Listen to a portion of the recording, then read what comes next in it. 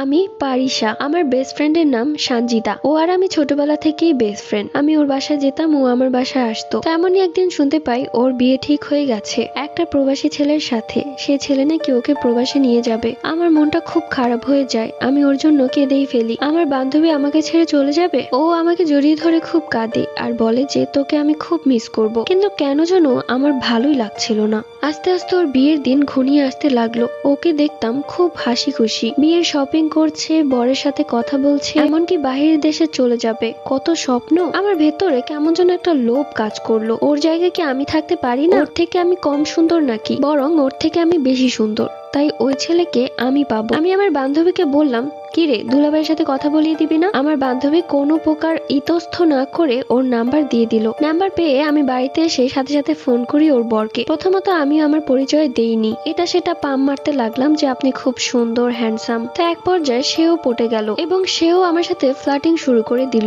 আমার কাছে বিষয়গুলো মজাই লাগছিল। তো আমার বান্ধবী আমাকে এসে বলল যে, জানিস তোর দুলাভাই না এখন আমার সাথে কথাই বলতে চায় না, কেমন যেন একটা করে, ফোন দিলে ফোন কেটে দেয়। আমি মুখে মুখে বললাম, কি বলিস, এখনো তো বিয়ের 2 মাস বাকি, এখনই এরকম করছে? দোস্ত, এই ছেলে আর যাই হোক তোর জন্য একদমই পারফেক্ট না, তুই এক কাজ কর, তুই বিয়েটা ভেঙে দে। তখন ও অবাক হয়ে বলল, কি বলছিস এসব? বিয়ের সবকিছু কেনাকাটা শেষ আর সবকিছু ঠিক হয়ে গেছে, এখন আমি না করি কি করে? বরঞ্চ তুই এক কাজ কর, তোর কাছে তো তোর হবু দুলাভাইয়ের নাম্বার আছে, তুই ওকে ফোন করে আমার ব্যাপারে একটু ভালো কথা বল, যাতে ও আমাকে অবহেলা না করে। কারণ এখন যদি বিয়েটা ভেঙে যায় তাহলে বাবা মায়ের মান সম্মান একদম শেষ হয়ে যাবে রে। আমি মনে মনে বলতে লাগলাম, আমি কথা বলে কুল পাই না, আবার তোর নামে ভালো কথা বলতে যাব, যা এখান থেকে। তো এরপর থেকে ওর হবু বরের সাথে আমি ভালোই একটা সময় পার করছিলাম। আমরা প্রেমের সম্পর্কে জড়িয়ে পড়ি আর ওদের বিয়েটাও ভেঙে যায়। ও আমাকে প্রায় কথা বলতে দেখে জিজ্ঞেস করতো, কার সাথে কথা বলিস? আমি ওকে এটা সেটা বুঝ দিতাম। তো একদিন ও আমার বাড়িতে আসে আর আমি ওয়াশরুমে ছিলাম। ঠিক তখনই ওর হবু বর আমার ফোনে ফোন করে। নাম্বারটা দেখে ও চিনে ফেলে আর ফোনটা ও ধরে। ফোন ধরতে ওপাশ থেকে ওর হবু স্বামী আমাকে জান সোনা অনেক কিছু বলে আর আমি ওয়াশরুম থেকে চলে আসি। এইসব জিনিস দেখে ও